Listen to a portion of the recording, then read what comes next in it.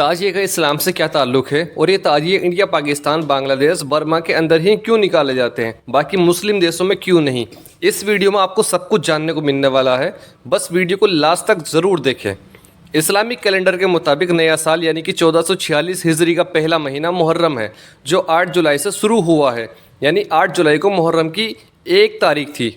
मुहर्रम महीने की 10 तारीख को भारत और भारत के आसपास के देशों यानी कि पाकिस्तान, बांग्लादेश और बर्मा में ताजीदारी की जाती है। इस मौके पर जहां सुन्नी मुसलमान इमाम हुसैन के इराक में मौजूद मकबरे की डिज़ाइन बांस की खिमची और चमकीले पेपर से बनी ताजिया निकालते हैं, तो वहीं शिया मुस्लिम अलम निकालते हैं और इमाम हुसैन की शहादत की याद में मातमी जुलूस के साथ साथ गम मनाते हैं।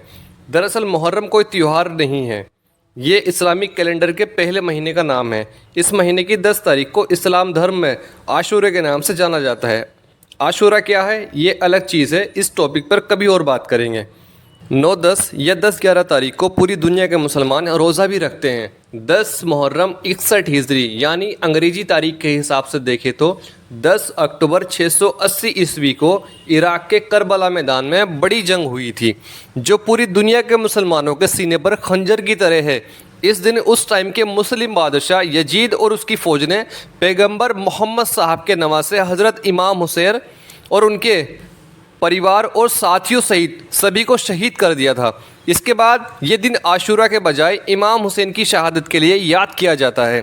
इमाम हुसैन की शहादत की याद में ही भारत, पाकिस्तान, बांग्लादेश में मुसलमान ताजिया निकालते हैं। हालांकि ये परंपरा सिर्फ भारत के साथ लगने वाले 3 देशों में ही है, बाकी मुस्लिम दुनिया में नहीं है।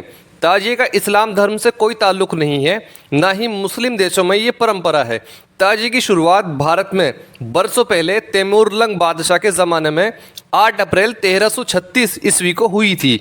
दरअसल तैमूरलंग बादशाह शिया समुदाय से थे, तो बताया जाता है कि हर साल आशूरा के मौके पर इमाम हुसैन के मज़ार पर ज़ियारत के लिए करबला जाते थे, लेकिन बीमारी की वजह से एक साल वे करबला नहीं जा पाए।